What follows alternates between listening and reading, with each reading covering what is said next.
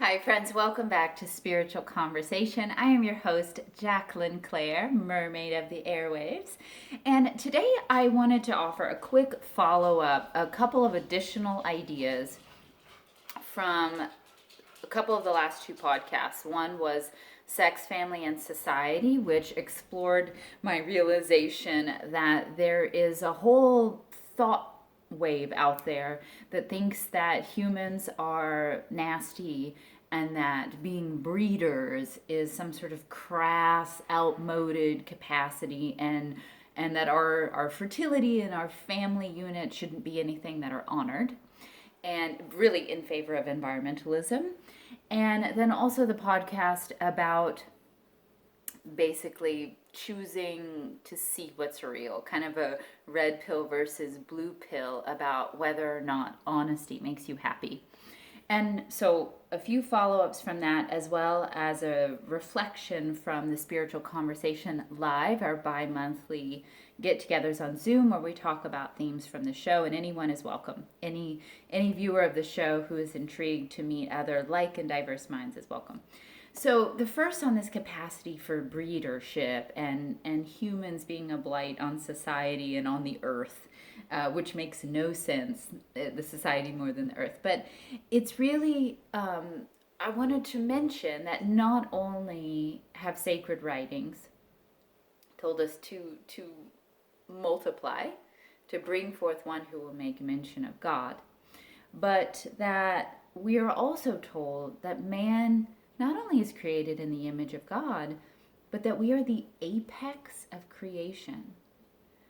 That this world has been created for us, and we are supposed to take care of it. It mentions that in Genesis in book 1, but that we are the apex of creation. So therefore, we're not a blight.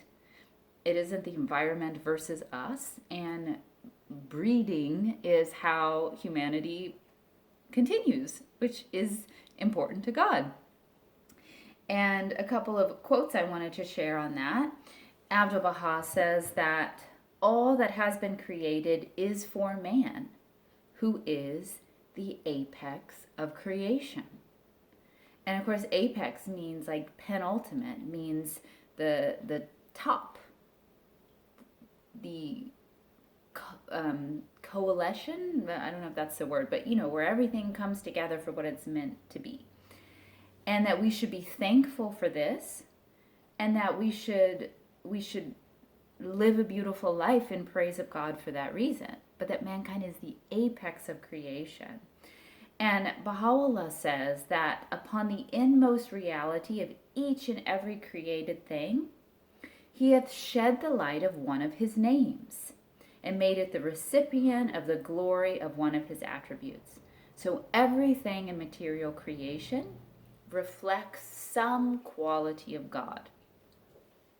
And upon the reality of man, however, he hath focused the radiance of all of his names and attributes, and made it a mirror of his own self. So the reality of mankind is as a mirror for God's own self. Isn't that amazing? Alone of all created things, man hath been singled out for so great a favor, so enduring a bounty. Excuse me just a second. Hey, Beans, stop. Okay. We don't need slippy slop voices in the background. So there you are. And again, we're supposed to take care of this planet, be grateful, do good things, but we are meant to be here. And any argument against that is, I would say, ungodly, because the only way to dispute, to refute what I'm talking about here is to say, well, I don't believe in the book of Genesis, I don't believe in the words of Baha'u'llah, I don't believe in any sort of scripture that upholds mankind. Well, then that's fine, but then I would argue that that's literally anti-God. So any argument that seeks to demote mankind and again to mock our capacity for propagating, food for thought, is anti-God. The other follow-up I wanted to share from the Does Honesty Make You Happy podcast about do you want to see the ugly truth and have a chance at true living and true joy, or do you want to live with blinders on? This is a theme I'd like to follow up on in future podcasts, but just a reminder that evil does exist. Evil being the absence of light still means that it exists. Darkness exists, even though it is the absence of something. So just remember that to refuse to see evil in the world is not a spiritual perspective, in my opinion. And I can back it up with some stuff. Lastly, my reflection from our Spiritual Conversation Live is just the importance of detachment, and that we often think of detachment, if we think about it at all, in a material sense. I'm going to give away clothes. I'm going to not worry about the car that I drive. I'm going to be detached from material things. And that's important, but it's only one layer of it, and it's actually a somewhat superficial layer because it deals with material reality as opposed to spiritual detachment, which is, being able to be happy single when you would like to be in a partnership, like a trusting in God. I have these desires, these human desires that God has put in my heart. A deep breath, but I am going to pray to be detached from those and trust in God. Detached from conflicts that occur, detached from highs and lows in general. And in this passage from Abdu'l-Baha that I read to you, where he says man is the apex of creation and that we must be grateful, we can't have enmity with life. I had an acting teacher that used to joke that, she hated XYZ or Cheerios or whatever more than life itself. And I thought it was really funny, and I still do. But the reality is some people really do live that way. And he's saying that we should not hate life at all, for our material and spiritual existence is the outward evidence of divine mercy. Just the very fact that we exist and everything in creation is for our sustenance and our growth.